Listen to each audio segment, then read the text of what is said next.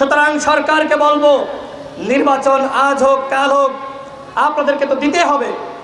সুতরাং কবে নির্বাচন করতে চান তার একটি স্পষ্ট ডেট, একটি তারিখ ঘোষণা করেন।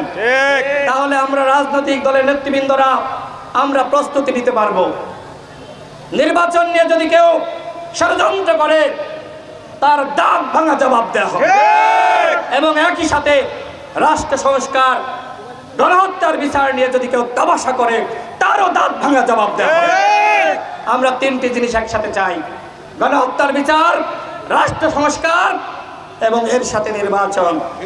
আমি সরকারকে বলবো, আগামী ডিসেম্বরকে লক্ষ্য রেখে আপনারা একটি নির্বাচনী রোডম্যাপ ঘোষণা করেন।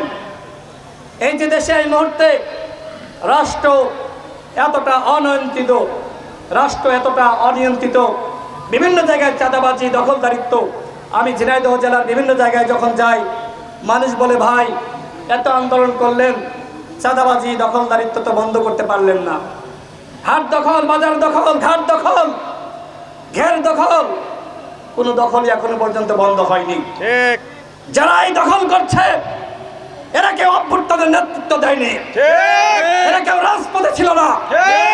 আজকে আমরা দেখছি রাজনৈতিক দলগুলোর যারা ত্যাগী কর্মীরা ছিল, বিএনপি, জামাত, গণ অধিকার পরিষদ, তাদের উপরে ছুরি ঘুরিয়ে একদল এখন নতুনভাবে ওই আওয়ামী লীগের যে জুলুম সেটি ফিরিয়ে আনার চেষ্টা করছে।